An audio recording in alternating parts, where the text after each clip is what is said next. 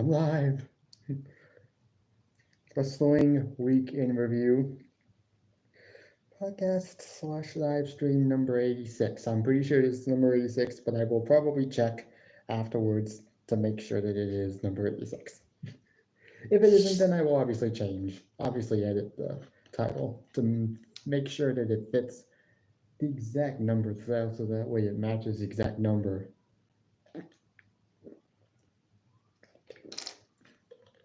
But how is everybody doing today? How's everybody doing today? I hope everybody's Saturday is going great. My Saturday is going great so far, so I'm not complaining. I'm not complaining at all. Now let's get on with this. Get on with the show because I want to be done with this live stream in at least an hour and 10 minutes. I want an hour and 10 minutes tops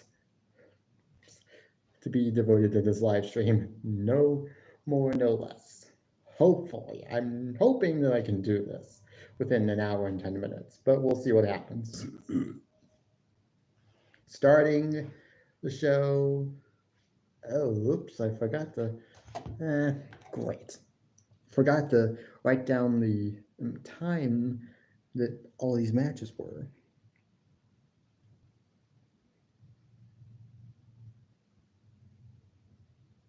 I'm just gonna write down some times and hopefully it's the right ones.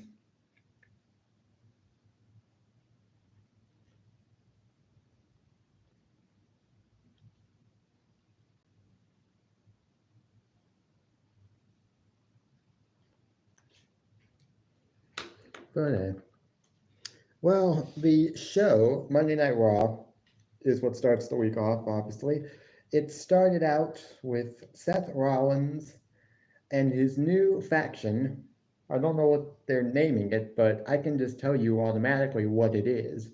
It's basically Evolution 2.0. Like, if you think about it, it is kind of the same thing. Seth Rollins is Triple H, obviously. Paul Heyman is Ric Flair, and Braun Breaker is the Batista of the group. And who would they get to be the Randy Orton of the group? I do not know. There's a guy in NXT, Miles Bourne, who has been drawing major Randy Orton comparisons since he got to NXT, and I'm like, I could see that, but I don't think they're gonna debut him just yet because I feel like he still needs some time in NXT. Or maybe they could get someone that's young, that's already on the main roster, like Grayson Waller or Austin Theory. I don't know. It could be anybody if that's the way they decide to go. It could be anybody. But we'll see what happens. But I'm already liking this character. I'm already liking this. The only problem I quote unquote have with this is the fact that the fans, for whatever reason, are still singing Seth's theme song. And I get it. Seth Rollins has a theme song that's catchy and you just want to sing along to it. But that's the problem. They still want to sing along to his theme song as if he's a babyface, yet he is definitely a heel. He's a heel now. Okay, there's no way you can sugarcoat it anymore. Okay, if it wasn't obvious before, it's obvious now that he's a heel. But the fans still seem to want to cheer for him. Still want to sing his song.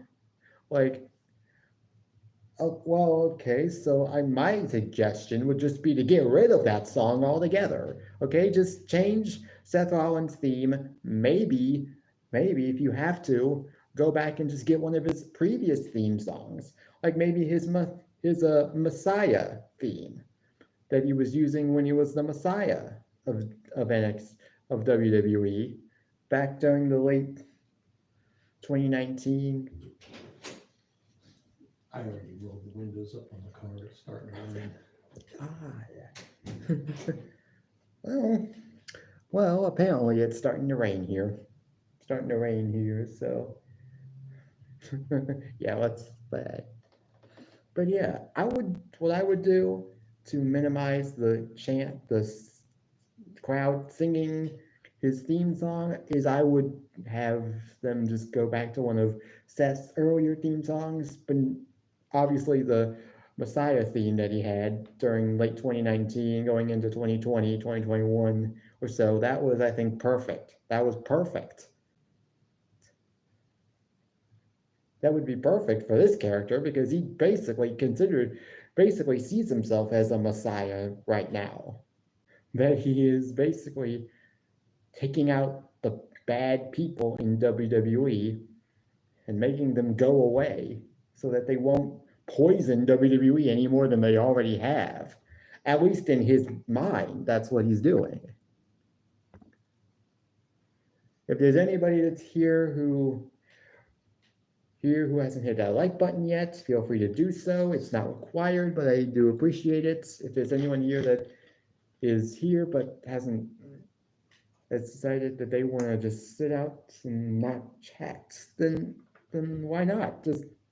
I don't mind talking with you guys. I do not mind talking with the people who come onto my live streams, who come to watch my live streams. I do not mind it at all. So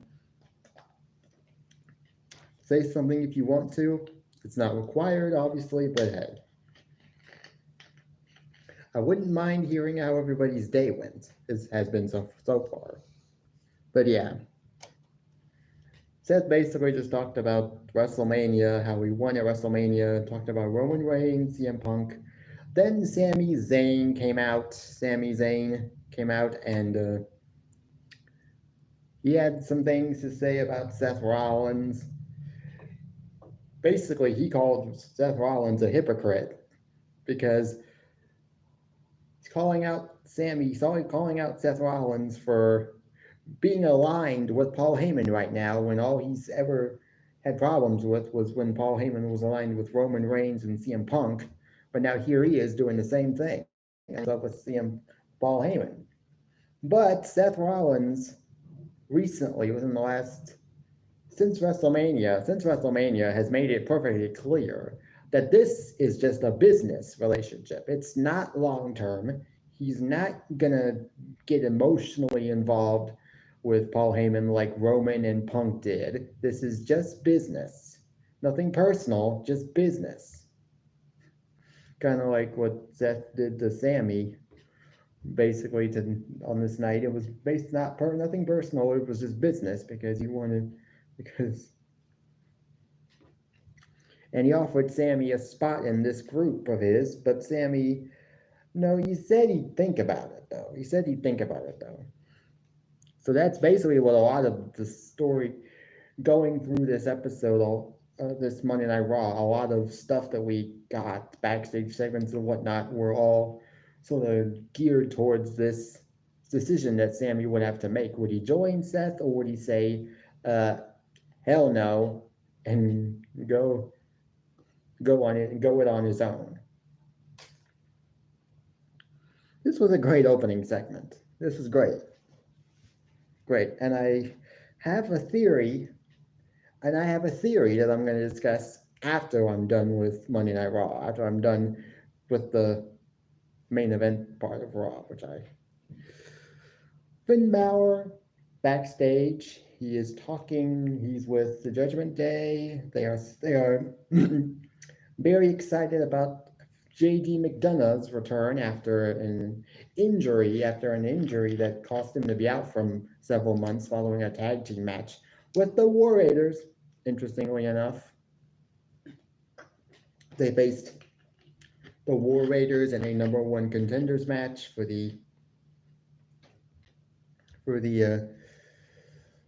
new tag team champions, the World Tag Team Champions, the New Day. That match was so underwhelming at WrestleMania. They should have had the triple threat ladder match at WrestleMania. I'm sorry, but that's just the way it was. And the match was given 5 stars. The match was given 5 stars on SmackDown. So I'm like, why didn't they have this match on WrestleMania? Oh wait, I forgot. They didn't want any match.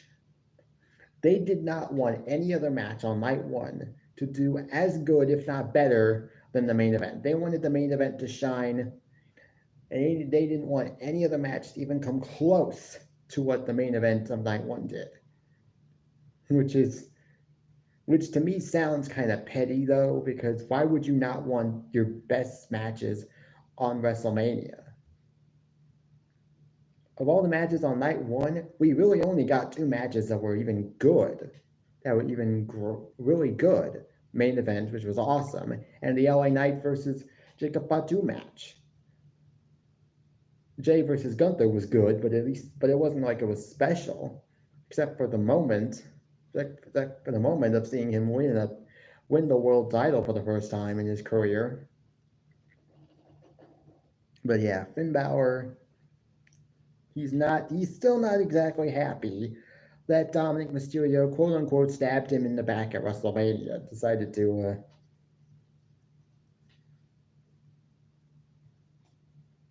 but hey, questions, JD McDonough's return, and it wasn't, and that's all it really was, and that got us into the match that was Judgment Day versus the War Raiders, JD McDonough and Finn Balor versus Eric and Ivar. The New Day were on commentary, talking with it was Pat McAfee and Michael Cole. Obviously, New Day were healing it up on commentary as they should, because they're heels now. So, they did show some love to both the teams that were in there. They were like, oh yeah, well, these teams are really good. Okay, and any one of these teams could face us, although they probably were hoping that the War Raiders would not win. But they did, because by the end of the match, I think Judgment Day were about to win the match, but then Penta comes out to screw them over, which then allows Eric and Ivar to get the win. And so we're going to get a rematch with them, with New Day and the War Raiders at some point. When that happens, I do not know. But it is what it is. Oh, Devin, hi.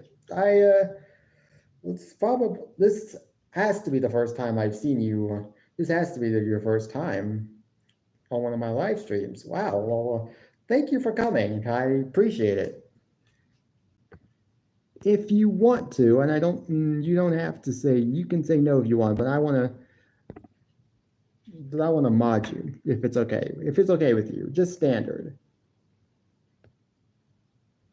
But hey, thanks for coming. Someone new to the channel, guys, just so you know. Found him via a friend of mine. So, but hey, thank you for showing up, and 3 likes. Can we get this to 5? Can we get this to 5 likes? Is the minimum that I usually will take. Because let's face it, most of my live streams, most of my videos, live stream shorts, they're not usually able to get over 5 likes anyways. So hey, 5 likes would be great. And oh my gosh, it is cloudy. I really wish I could show you guys. Here. It's dark out there. It's really dark out there. But yeah. Yeah, after this match, we got Grayson Waller and Austin Theory. They're being interviewed, I guess, in the crowd by Kathy Kelly. They were talking about mainly just talking about their plans for 2025. I've been asking myself, like, where in the world has A-Town Down Under been? Like, where have they been? Like, they're not showing up. I hardly see them anymore. So, like, where are they? But they were there tonight. obviously. So I'm just glad that I saw them, even if it wasn't even if they weren't wrestling, just talking. If there's anybody here who has the ability to share this live stream to their channel and they want to, it is not required. Just like I always say that the likes aren't required, but I would appreciate it because you know what? Let's see if I can get some new followers, some new subscribers, some new people to come into this group chat, into this live stream because I go live every set for anybody in here that is new. Devin, apparently, obviously, I go live every Saturday or every Saturday that I can. Because on the Saturdays that there are PLEs in the early afternoon, that being the PLEs that they do in Saudi Arabia, in England, and all those other international PLEs that they do that are in Europe and stuff. Those on the days that they do that, on the Saturdays where they do that, where they do those PLEs, you won't see me go live because I'll be watching the pay-per-view live on Peacock. So just so everybody knows, I don't go live on the days that there are international PLEs because those PLEs are almost always coming on at 1 o'clock, 1 p.m. So that's one. Oh, wait, crap! It just it's lightning. It just that was close. Lightning. But let's get back to the show. We got backstage. We got Sami Zayn again backstage. This time, Paul Heyman comes up to him. He basically talks to Sami Zayn, detailing their relationship in the bloodline when they were in the bloodline together and everything that they've done over the years, over the past couple of years, everything they've been through. And he seems a bit worried for Sami Zayn. Like he doesn't know if he's okay. He just wants Sami Zayn to make the right decision. And also, Sami Zayn said that Paul Heyman told Sami that I could get you transferred to SmackDown and I could get you a shot at John Cena's WWE Championship. I'm sure that would have intrigued anybody else, but another lightning strike, I think. And boy, it's raining hard now. If you guys can hear it, maybe just faintly in the background. That's if you hear something that sounds like water just faintly in the background. And yes, it's raining hard.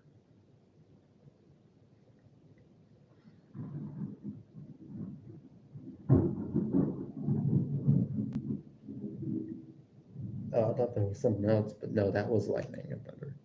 Okay. Well, after this, we got Becky Lynch. She came out. She had a lot to say as she recently turned heel for the second time. Well, actually, it was the third time. This was the third heel turn we've ever gotten from Becky Lynch. The first time was, we obviously know, was in 2018, but it wasn't even a heel turn. It was just a classic case of Becky Lynch just being sick and tired of Charlotte Flair always trying to hog the spotlight, which that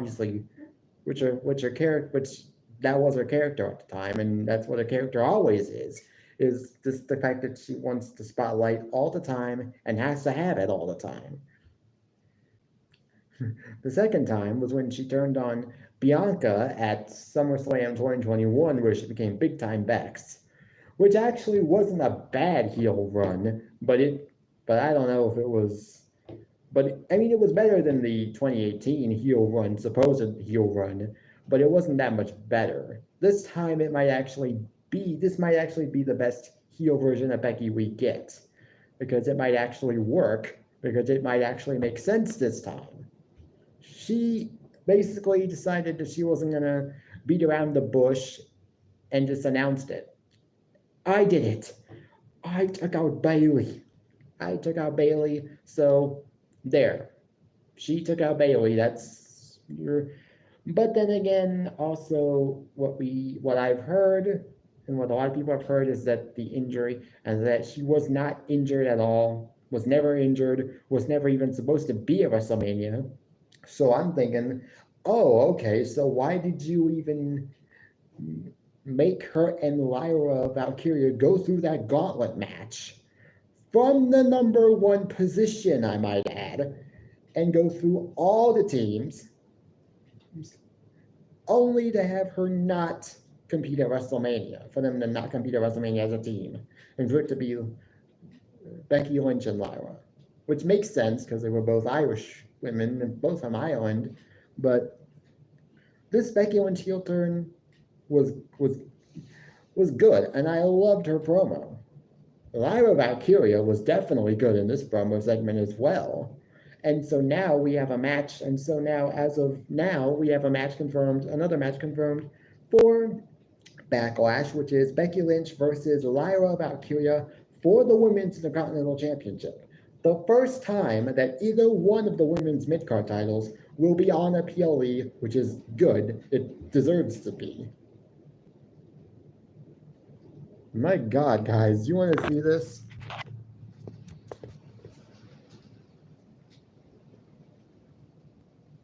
It is raining cats and dogs outside.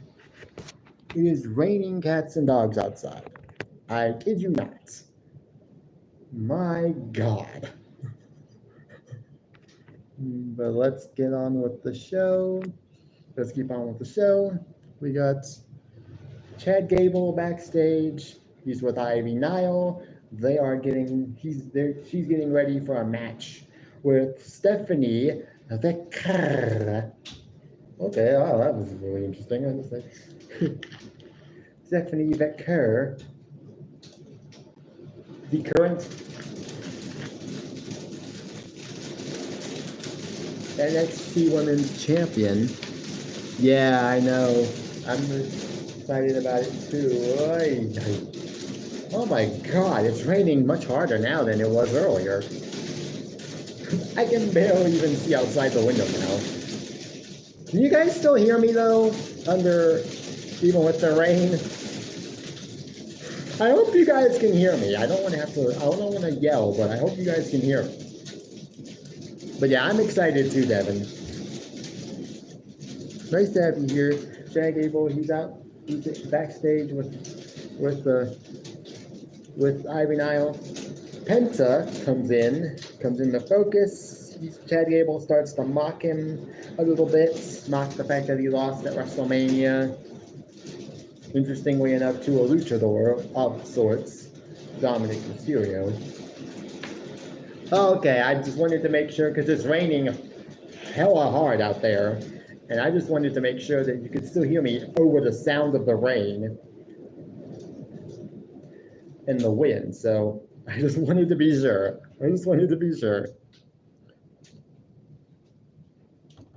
But yeah, we got... Yeah. Then Chad Gable said that it wasn't that Penta losing wasn't the most satisfying thing for him in all of WrestleMania weekend. It was seeing his brother, Rey Fénix, lose to a much better luchador in El Grande Americano. This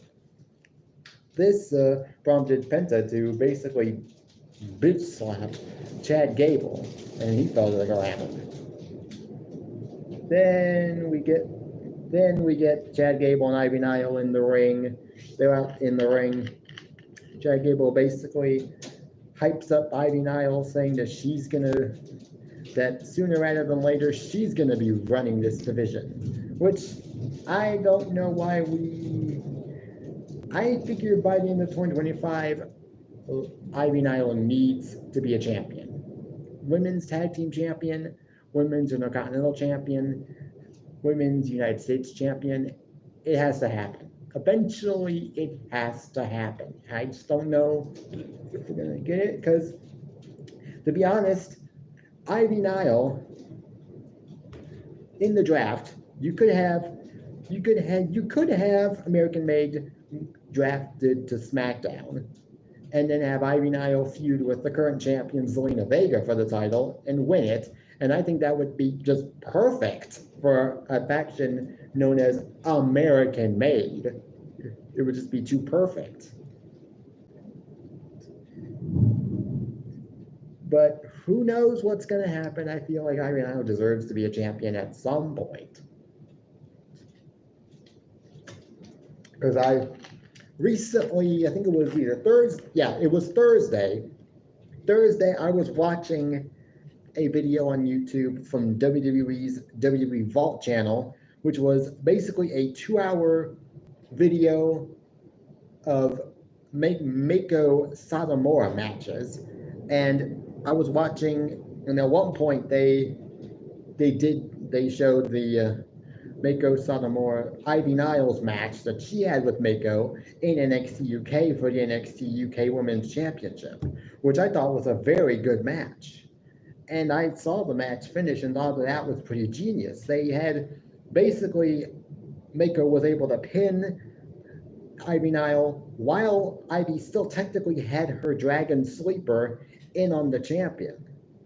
So basically Ivy Nile didn't look weak in the finish at all. But we'll see what happens. Ivy Nile, she went 1-on-1 with Stephanie McCurr. She obviously wasn't going to win this match. She won. She lost.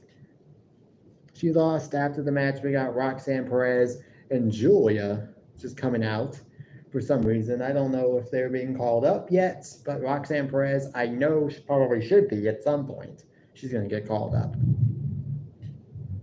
But hey, Julia came out. Then Rhea Ripley shows up. Then, Roxanne Perez and Rhea Ripley had a match. I totally forgot about that. No, that was during the Rhea Ripley Roxanne Perez match. Which was actually next. We got the Rhea Ripley versus Roxanne Perez. That was a good match. It was a really good match between two really good wrestlers. Julia came out. Well, Ripley won, but Julia came out afterwards. And then Io Sky came out to help in the proceedings. And hey, Roxanne coming up to the main roster would be nice. When it happens, if it happens, who knows? We got, after this, we go backstage. Karrion Kross is backstage, and he has a word or two for Sammy. He basically telling Sammy, look, I'm sure you'll make the right decision when it comes to Seth Rollins' offer. I'm sure you'll make the right decision. Yeah, I think we all know what decision Karrion Kross wants Sammy to make, but didn't happen. Yeah. Karrion Kross would take Seth's offer in a heartbeat. We know that. And I would not put him in this faction. I keep him as a single star for now. Don't put him with anybody. Just keep him with his wife and just have him be a single star. I'm just wondering to myself right now, why hasn't Karrion Kross been given a substantial push yet? Because what he did in NXT when I first started watching NXT, which was about 2021, because the first NXT show I ever watched officially was NXT In Your House 2021. That was the first NXT show I ever watched. I loved it, loved the main event. I quickly became a big fan of Karrion Kross and is just this killer badass character. So I quickly became a fan. So now I'm like, okay, why haven't they brought back that version of Karrion Kross? Which they seem to be doing because they gave him his NXT theme back. Which I think is the best theme he's ever gonna have. So just let him keep it. Let him keep that theme. But yeah. After this, though, we got Dominic Mysterio backstage with Adam Pearce. He's with He's with Liv Morgan, who will be taking a short leave of absence, about a month. She is filming a Hollywood movie. I can't remember what it is. I know it has Lily James in it. From the only person I remember them people saying that was going to be in it is Lily James, and I know her basically from the live Cinderella remake and the Mamma Mia sequel. Mamma Mia, Here We Go Again, where she basically plays young Donna. But who knows? It should be good, and I wish Liv Morgan the best. I am excited for her. So it is what it is. Dominic is deciding that he's just going to take a few days off, take a vacation, not defend his title. But Adam Pearce decides, well, Dominic, I don't know if that's going to work with me, fly with me, so that's not happening. AJ Styles decided to come in. Hey, Aaron. Hey, Aaron. You may not know who this guy is, Devin the Tribal Chief, but he is a YouTuber. He is a fellow YouTuber, and he also live streams WWE stuff. He goes live for WWE shows. I am subscribed to his channel, and he recently subscribed to me, if I'm not mistaken. So, and if there's anybody here who can, and if I said it before, and if you didn't hear me before, but if there's anybody here who can share this live stream out to their YouTube channel, it's never required, but I do appreciate it. But I would appreciate it. See if I can get some more viewers in here and potentially some more likes, because I want to get to 5 likes, at least 5. That would be awesome. AJ Styles basically says to Adam Pearce, as Dominic and Liv leave, he has an idea, and Adam Pearce basically says, I think I know what you're thinking. I think I have the same idea. So I'm guessing the idea is Dominic versus AJ for the Intercontinental title. That's probably what it's going to be. It's going to wind up being, and it's probably going to be on a random episode of Monday Night Raw. We get the main event. Basically, Seth Rollins comes back out, calls out Sami Zayn, wants to know the answer to his deal, his offer. Sami comes out, says a few things, and then just basically decides to just tell Seth Rollins, no, go to hell, which I think is what he actually said. This then led to Braun Breaker just coming out in his wrestling gear, and we got this match. Main event match, Sami Zayn versus Braun Breaker, and boy, was this a massacre if I ever saw one. I mean, this match wasn't that bad. It was great, because Braun Breaker was literally killing Sami Zayn right on television, on live television, and I loved it. I loved every minute of this.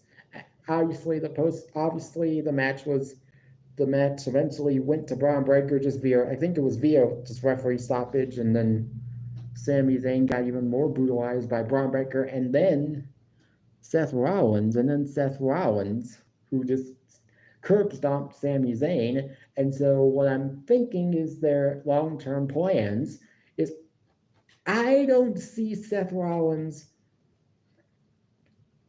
leaving 2025 without a title around his waist. Obviously, Jey Uso is now set to defend his world title against Logan Paul at Backlash. That's his first feud, which I think is actually perfect. Some people are like, I don't know. It sounds cheap. Like, yeah, he's a heel. He gets the heel heat, but it's basic. But it's generic heel heat. It's nothing special. It's not special heel heat. It's just generic. It's just basic heel. Basic heel. Well, who else?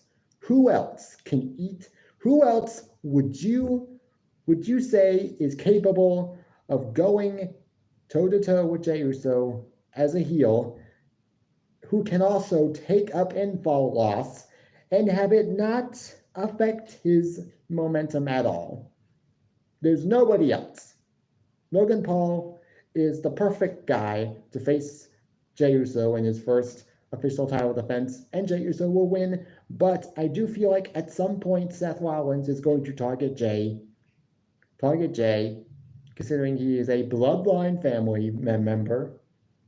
No matter what Jey's done to distance himself from his family, Seth will find some way to make it all about Roman, and Seth will win the title from Jey. And I do feel like they are quote unquote long-term booking Sami Zayn versus Seth Rollins at WrestleMania 42 for the World Championship. And if Sami Zayn does not win the 2026 Royal Rumble, which is in Saudi Arabia of all places, and you know that the Saudi crowd loves Sami Zayn. Like, I wasn't sure I was on board with the Royal Rumble being in Saudi next year, but now knowing it's in Saudi and knowing now what they might be planting here, long-term seeds, I'm like, oh, okay, it just makes perfect sense. Sami Zayn is the perfect person to win the Royal Rumble in a country that literally worships him like he's one of their own. Oh, also, we got Pat McAfee. He cut a promo on Gunther. One of the match with Gunther, which Adam Pearce accepted. Now that match is going to be a Backlash. Should be fun to see Pat McAfee get destroyed. Now let's move on to, and as far as Monday Night Raw goes, it was very, very good. 7.5 out of 10. Wasn't as good as the Raw after WrestleMania, but it was very good. Warwick. Thank you, Warwick. Thank you for coming. I appreciate it, brother. Now let's go on to NXT. NXT tonight, NXT this week was a very decent show. Obviously, the show started out with Joe Hendry came out there to address Trick Williams attacking him this past Sunday at TNA's Rebellion pay-per-view. It was after a triple threat match between him, Frankie Kazarian, who was the Call Your Shot Gauntlet match winner from way back last year. He's held that trophy. He held that trophy for months and months and months, but finally cashed in his title opportunity. But it was also against NXT star Ethan Page. Joe Hendry won, and Joe Hendry, after the match, was knocked out by Trick Williams via a trick shot. So he basically decided, and so Shawn Michaels extended the invitation. You want to come over here and settle your differences with Trick? Feel free to do so. He did. He came out, called out Trick, but Trick Williams didn't show up. Instead, it was Dark State.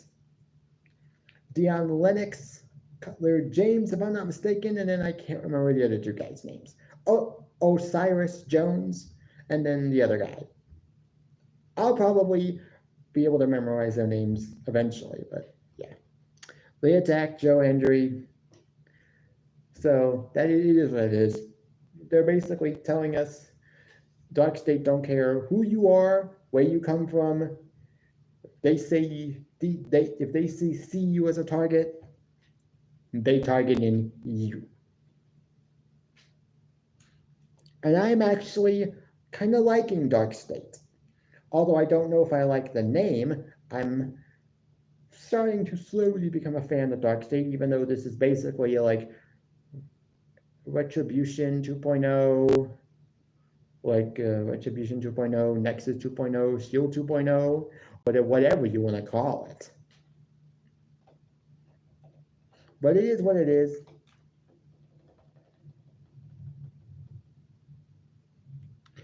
I don't know.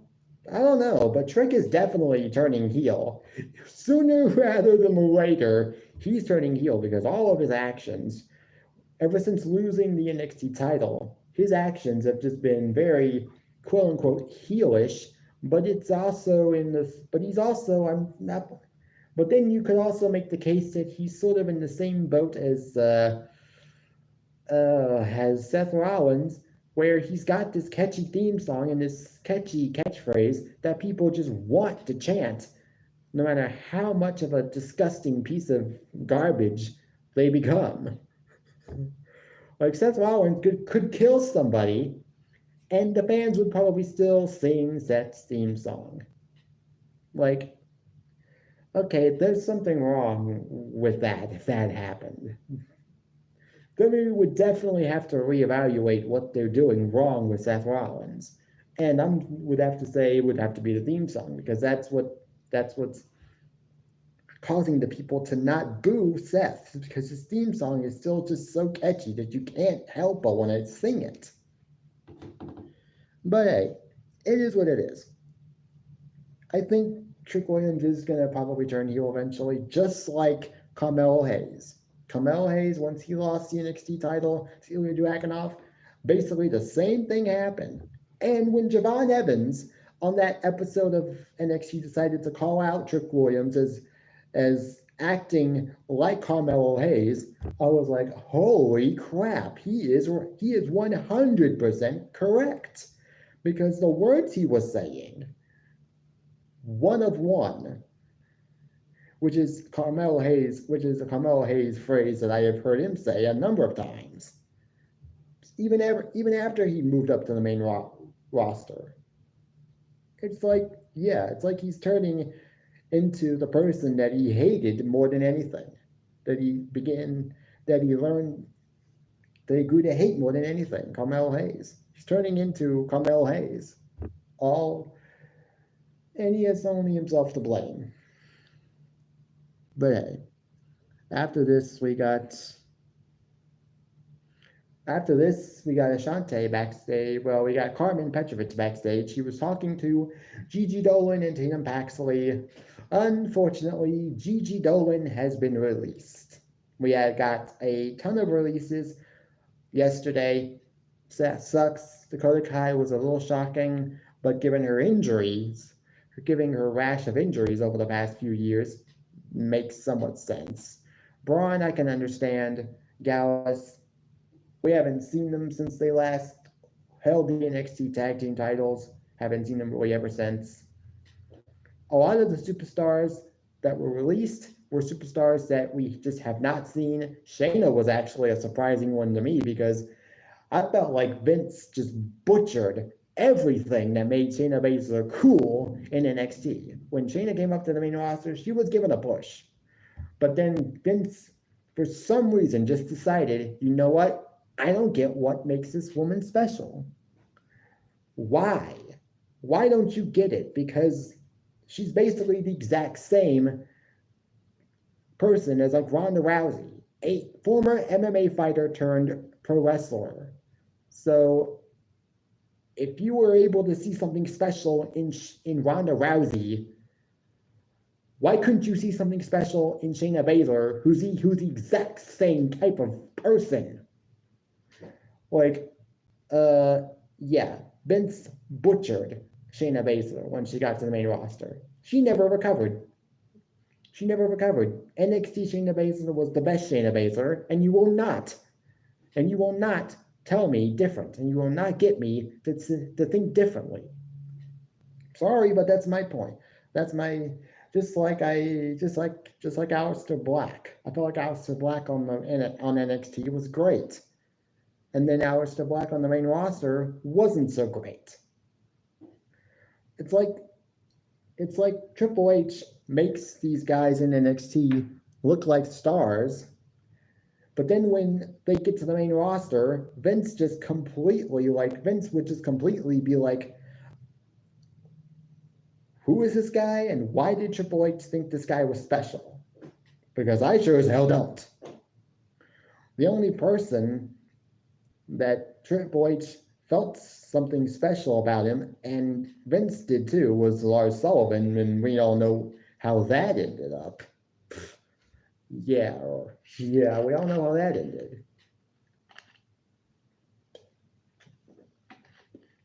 I don't know all wrestling, Warwick, but I know a lot. But yeah. Ashante came in for Focus. He told Carmen that he had gotten her a match tonight with Sol Ruka, the new NXT Women's North American Champion. So after that, we get a Metaphor segment. Metaphor, a group involving Noam Dar, Oro Mensa, Jakar Jackson, and Lash Legend, or at least it used to comprise of Lash, Jakar Jackson, and Oro Mensa, because they were both released. They were. No, I didn't. I'm not really the athletic type. Gym class was about as athletic as I got. But yeah, I did not do sports in high school. Or just in school general. But yeah, Jakar Jackson was released. I do them. I have workout live streams on this channel and workout videos on this channel. If you guys would like to see those, I got some. Most of them are over or at least over 300, 400, 500 views, which I might have to start doing those again because those seemed at that time when I was doing them, they seemed to be my most profitable videos as far as views were concerned. So hey, it's what it is. We got Metaphor. They celebrated being back together, but also decided to go their separate ways, which now makes perfect sense because at least 2 of the members have now been released. And I thought the Meta Girls were a great tag team. I thought they could be a great tag team on the main roster, but apparently they decided that Jakar Jackson wasn't good enough for the main roster. Okay. After this, we got Sol Ruka versus Carmen Petrovic. Lasted about 4 minutes. It is what it is. Sol won via the Soul Snatcher. After the match, Ashante was in the ring with Carmen, and then Carmen decided, you know what, I'm sort of done with this guy, so she's... Oh, shut up, Moxley, and I know that's you, so give it a rest, you lunatic. And no, she wasn't not good because she was black. Yeah, of course you're glad Shayna's released, Moxley. You hated her because you quote unquote said she looked like a man. Because you said she quote unquote looked like a man. Yeah, she was a woman, all right. A woman who would manhandle you, who would manhandle you and break your fist in two, and break your neck in two. So yeah. You would never say that to her face, because if you did, she would snap your neck in half. And I know it's you, so don't try to even say that it's not. We got the Culling, a video package from the Culling. They are focused. Sean Spears is focused on his members getting tagged. Nico Vance and Brooks Jensen getting tag team gold eventually. Izzy Dane getting a singles title at some point. It is what it is. Time will tell if I become a fan of this group, but we will see. Then we got Trick Williams. He's out there addressing what he did on on the Rebellion show, on the TNA Rebellion show, ambushing Joe Hendry. He also hyped up an appearance that he will be doing sooner rather than later. The season finale, season 7, All American. It's a TV show on the CW. I've seen it. It's great. I haven't seen the more recent seasons, but I saw it in like the first few seasons. I saw episodes, and it was great. It was a really good show. But season 7 finale, apparently the season 7 finale is set to have an appearance by Trick Williams. So I'm excited for that. I'll probably watch that episode if I get the chance to. Nobody cares about you, Mox. Now get out of here. You're not welcome here, so go. Bye. Sayonara. You're fired. Hey, Austin. Thank you for the like. I'm pretty sure that's you. 10 people. Holy crap. I don't know if I've ever had 10 people before on a live stream, but thank you. And let's see if we can now get this to 10 likes. We got, after this, Ava comes out to tell Trick Williams that if he wants another shot at the NXT title, that he's going to have to go through a 20-man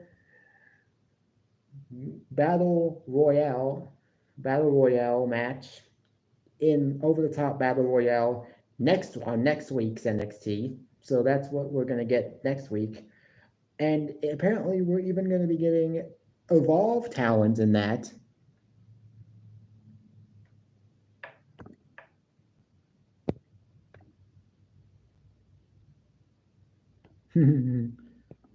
Oops, Mox, my finger slipped. Oops, my finger slipped.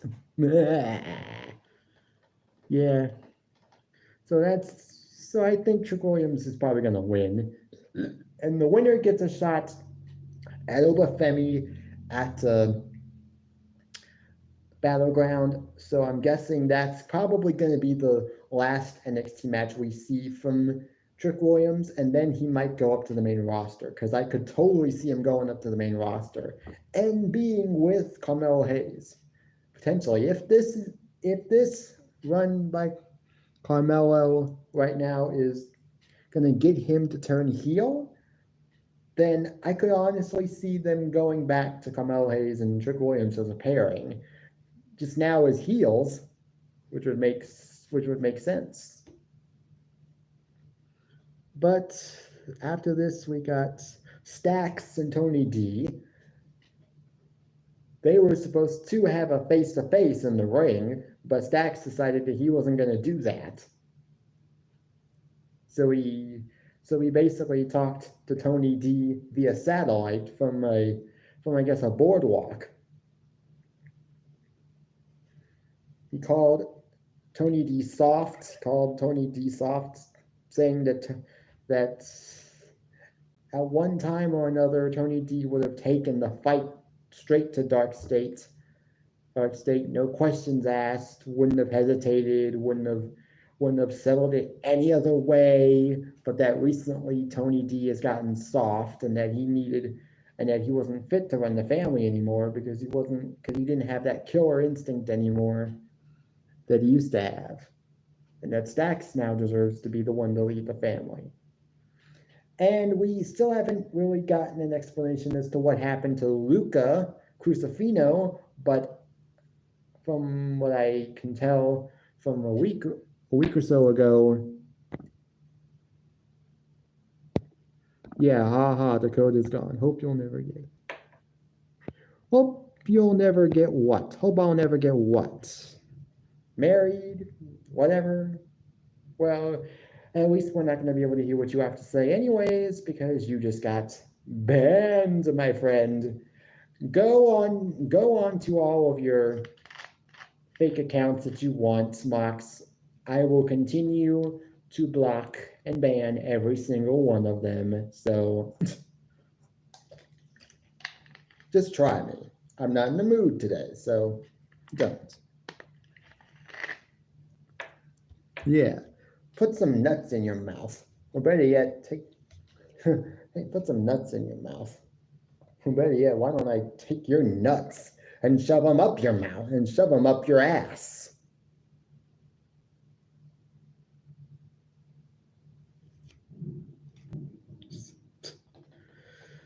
After this, we got Kelani Jordan backstage. Well, Soruka and Kalani Jordan and Zarya are backstage. Kalani comes in, tells Soruka that she wants a match. And that's not even the real JD from New York 206 anyways. And no, he is not. So, and no, he's not. So, nice try, Mox. Nice try, Mox. We got Lexis King versus Ricky Starks, Ricky Saints for the NXT North American title. This match is about 10 minutes. Went about 10 minutes. It was an okay match. Lexis King won. Lexis King lost. Ricky Saints retained his title. We also got Hank and Tank versus Josh Briggs and Yoshiki Inamura. Don't know that much about him, but I do know Josh Briggs is great. This match went about 11 minutes. Very good tag team match, actually. Briggs and Inamura almost won, but Hank and Tank were able to win the match. Afterwards, we got Hank and Tank backstage. They met up with Joe Hendry and decided that if Joe Hendry needed some help with Dark State, they've got his back. So we're getting a 6-man tag team match next week, this upcoming episode. So that's good. We also got Chase University. Chase U is back. Not sure how I feel about it, but it is what it is. I mean, Andre Chase was just laying it in with curse words left and right. I don't know what it was, if someone had spiked his coffee or what, but he was just laying it in thick. And I'm like, well, that's the Chase I got. That's the Andre Chase we got before. So why change? But hey, we got the main event. Jordan Grace and Io Sky. Io Sky came down here because of her problems this past Monday, the previous night, with Julia and Roxanne Perez, who are now apparently a tag team. Julia's now apparently a heel. So hey, it is what it is. We got this match: Jordan and Io versus Roxanne Perez and Julia. This match was really good. 13 minutes, just over 13 minutes. This was very good. Eventually, Jordan Grace and Julia began brawling outside the ring and just started brawling into backstage, which then led to Roxanne and Io being in the ring all by themselves. This was a great back and forth. At one point, I thought Io Sky might actually lose, which would have been devastating, but they didn't have her lose. She won via the moonsault, so that was great. NXT was good. I would give it a 7 out of 10. Then, AEW Dynamite.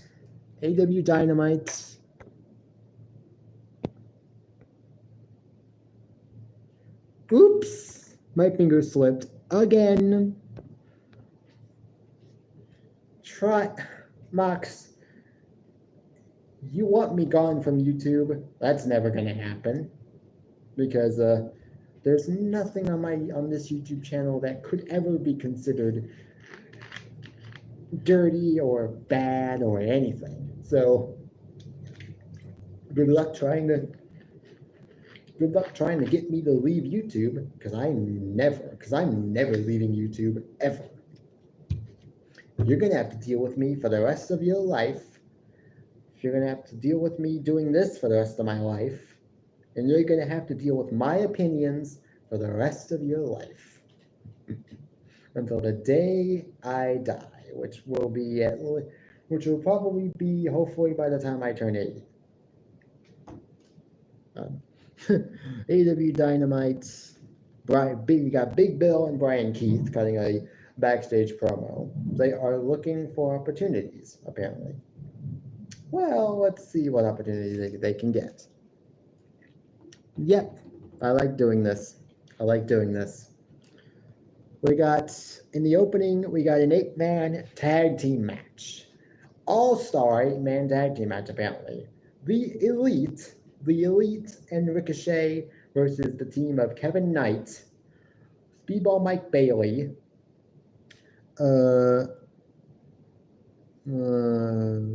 Mark Briscoe, and some fourth guy that I can't remember his name. Kenny Omega. We got this match. I can't remember who won, but it was a really good tag team match for everyone that was involved. The Elite, that being the Young Bucks and Kazuchika Okada, who has become rather famous or rather infamous for wanting to say the B word as many times as he wants. Great. If that's your character, just saying the word, well, then that shows you a lot about your character. We got Samoa Joe.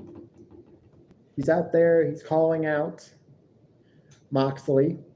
They are set to go one-on-one for the AEW World Championship at AEW's Beach Break show, which I'm guessing is going to be sometime soon. Don't know when.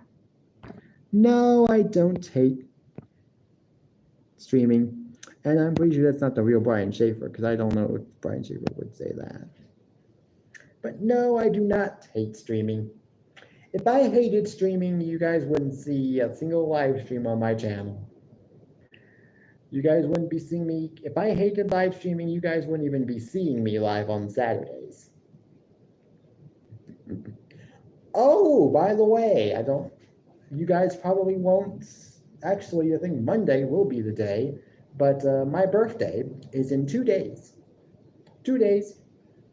Monday, May 5th, I will turn 28. I am excited, yet also visibly nervous. Well, we now know that Jon Moxley and Samoa Joe's match will be inside of a steel cage for the AEW World Championship, which should make it a good match. I don't know if the cage itself, if the match being a cage match, steel cage stipulation will make it a good match, but it should be good because I like both of them. Although I think that the Death Riders story is a little bit played out now, and that Jon Moxley should have just dropped the title to Swerve Strickland at the last pay-per-view. But they decided, no, we're going to keep the title on Jon Moxley, despite the fact that it's not doing him or AEW any good. But hey, we got Mercedes Moné backstage. She is talking with Renee Paquette, talking about the Owen Hart Women's Tournament and the finals, which will be her versus Jamie Hayter. And in a perfect world, I would have Jamie Hayter win and have her go up against Toni Storm, because Toni Storm was one of the 3 people responsible for Jamie Hayter being forced to vacate the AEW Women's title when she had the title I think it was back in 2023, 2022. But it is what it is. I could totally see Tony Khan just wanting to book that match of Mercedes versus Tony. But hey, it is what it is. Technical stuff. We got Toni Storm versus Miyu. Can't even remember her last name, so I'm just gonna say Miyu Y, because her last name started with a Y. So I'm just gonna say that. This match, not very long at all.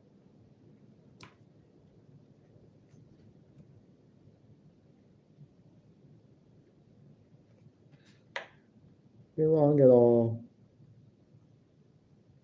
She's after Toni Storm. She got the win, obviously.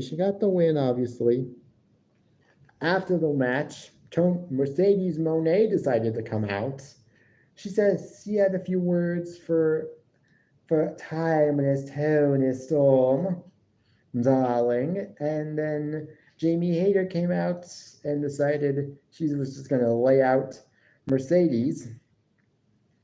And Mercedes got out of Dodge, but not before dropping one of her 4 titles that she currently holds.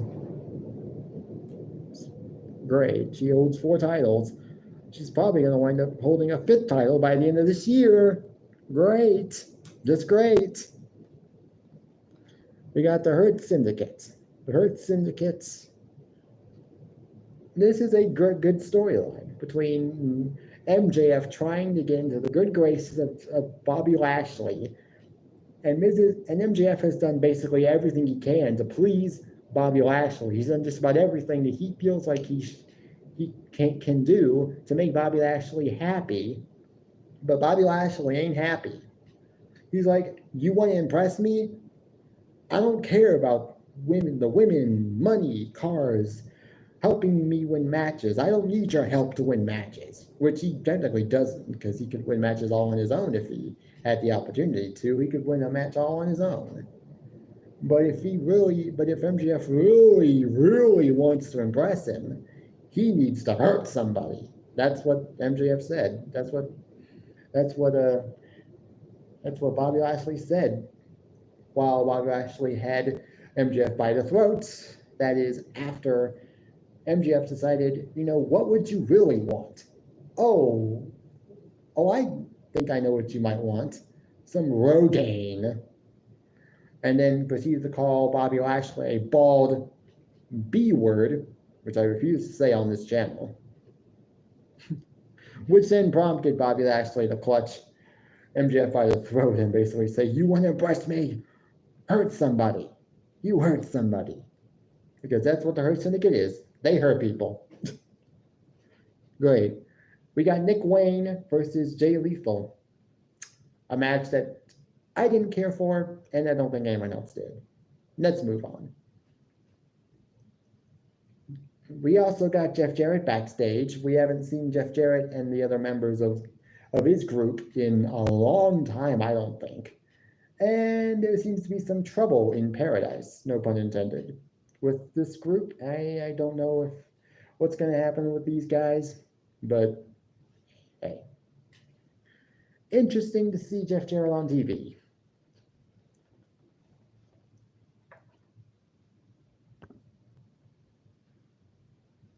Thank you, Aaron, I'll just hide that account. Put them in timeout for 30 minutes. We got Don. We got an FTR vignette. FTR vignette. They are with Stokely Hathaway. I don't know how that came about, but they're with Stokely Hathaway now.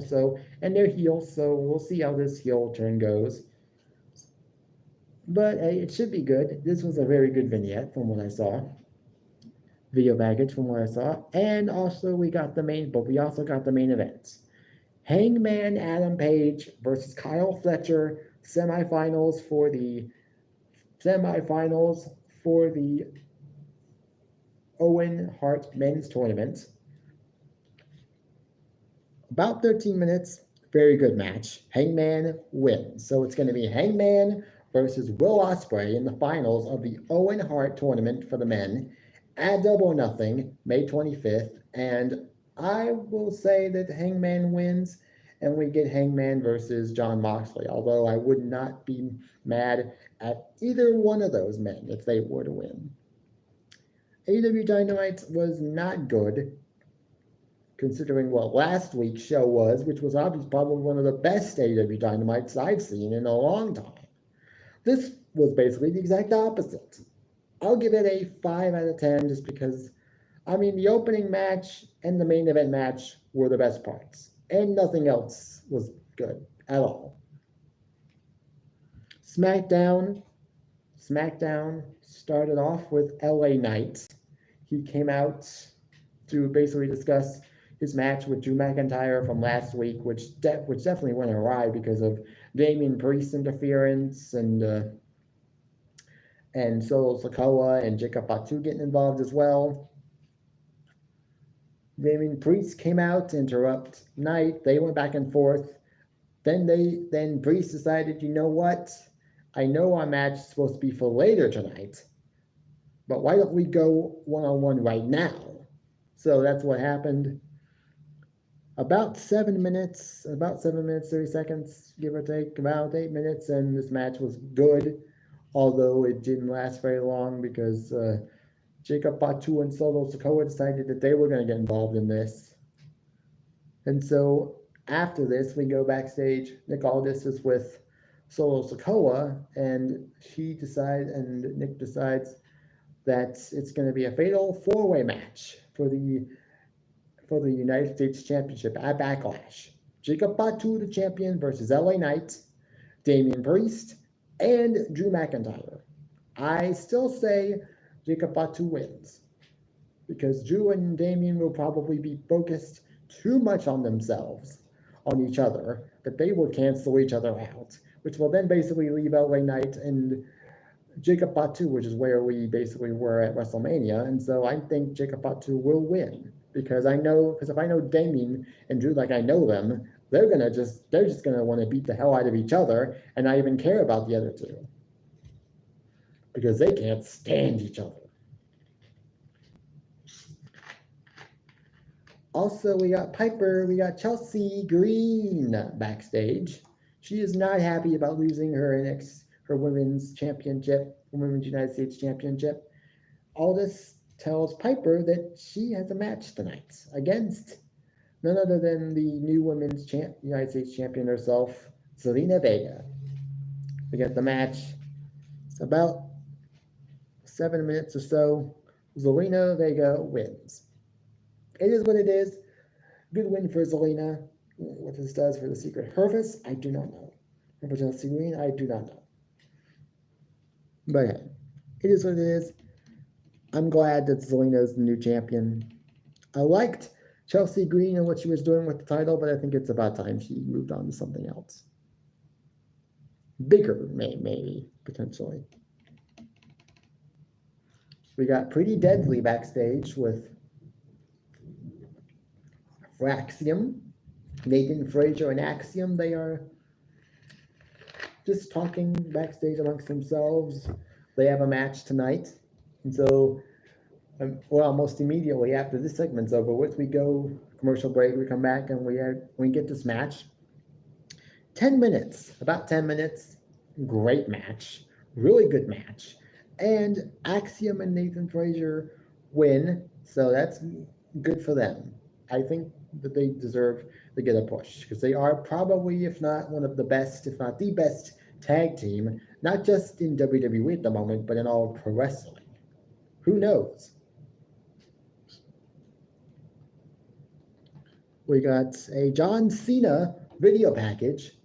This is basically just highlighting some of the many this video package was just WWE highlighting every single one of a lot of John Cena and Randy Orton's matches over the years.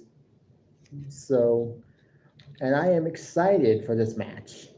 Now, I do not think that Randy Orton will win. Randy Orton will come close, but I think John Cena will win because I just don't know if their long-term plans are to have Randy Orton win the title off John Cena so soon after he won it, after John won it. Also, the fact that I recently saw a WWE poster via WWE.com. Apparently, that showed on WWE's Twitter because I now have Facebook. No, I have Twitter/X.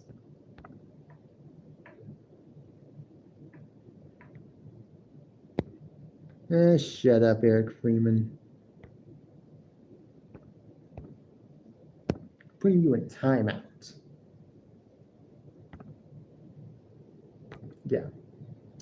But hey, we got that. I think Randy Orton.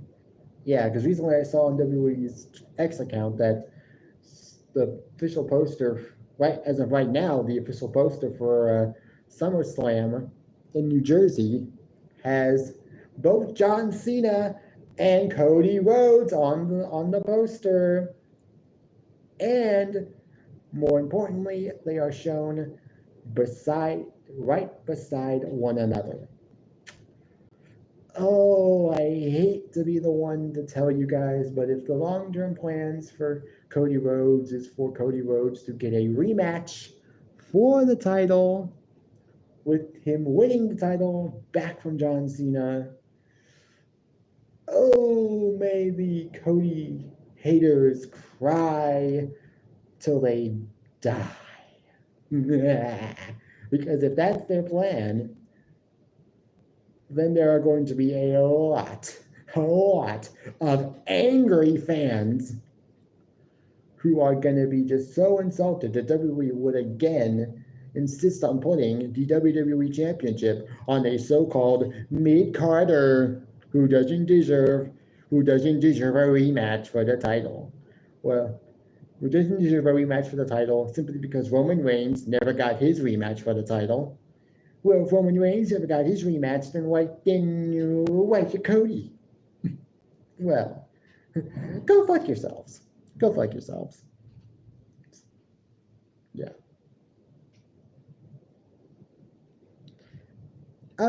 It's okay, Everbless. I respect you enough to know that you're just being honest. You're just being honest. And it's okay. You are allowed to like whoever you want. I don't expect anybody here to love Cody as much as I do. I like him. I don't love him. I like him. I think he was a very good champion.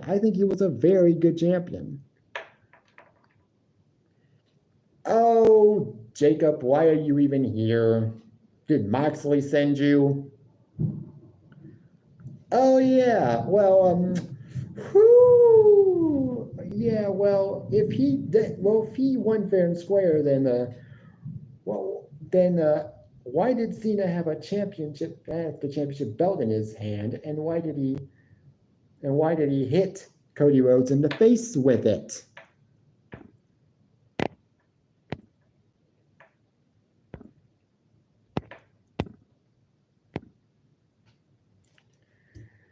Cody Rhodes had it in his hand because John Cena was gonna smash his face in with the title.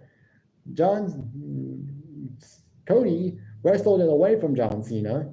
Cody was thinking about maybe using it, but then decided, you know what? I'm not gonna do this. I'm gonna win it fair. I'm gonna win the match fair and square. But guess what? That got him.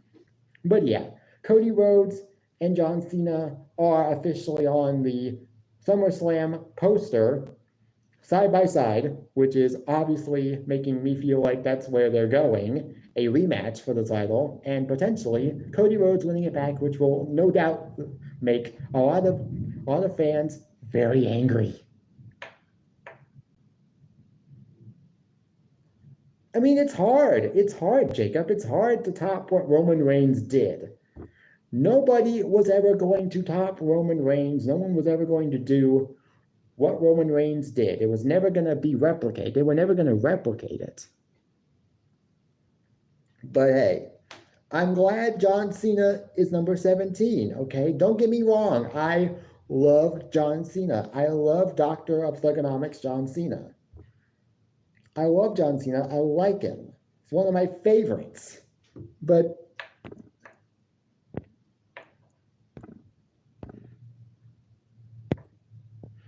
you won't ever see me lose my temper on this channel unless you have something really vile to say.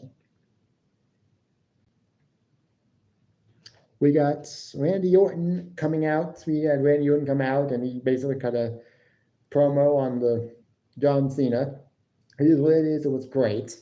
He roasted John Cena, but also decided to say something about John Cena raising the price of his merchandise for whatever reason. A lot of people were saying, Randy Orton's throwing subtle shade at WWE's ticket prices being sky high. And Jacob, did you hear about the ticket prices for SummerSlam? $40,000 to go SummerSlam. And that's not even just for, and that's for a whole package deal. And that's a whole package deal where you get to, I can't even remember everything that was involved, that was included, but I was watching a WrestleMania video from yesterday, and no, he did not. Kofi Kingston did not get released. He is currently one half of the WWE World Tag Team Champions. There's no way WWE would release him while he's in the middle of a title reign. That would just be bizarre, even for WWE. We got Carmelo Hayes. We got Miz versus a returning Aleister Black. His first match back in WWE in some time, and I'm already a fan of his. Been a fan of his ever since I saw him in NXT. So I like him. He's good. He won via the Black Mass kick, and that's it. 6 minutes was enjoyable, actually, but even if we knew what the outcome was going to be. We even got an R-Truth, Randy Orton segment backstage where R-Truth is still clinging to the hope that John Cena is his childhood hero. When John Cena slaps and decides to beat the living shit out of Moxley. I don't have an Aleister Black shirt.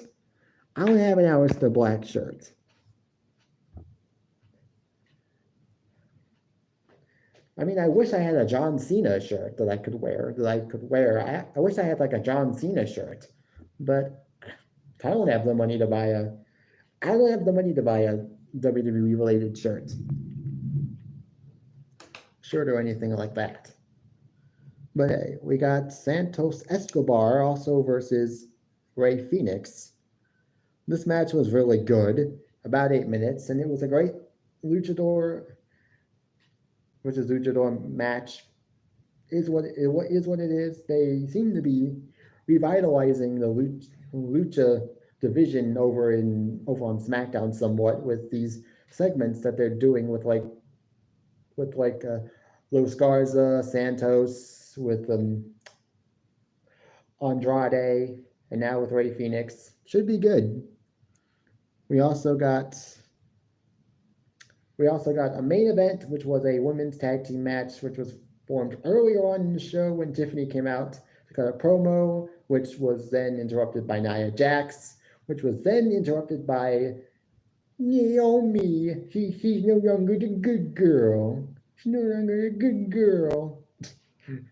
That's almost exactly how she said it in this almost baby talk, in this almost baby voice. Yeah, Jade then came out. This then led to Nick Aldis making the match, and what was funny about this is that he even decided to use Teddy Long's famous catchphrase of playa, which was funny.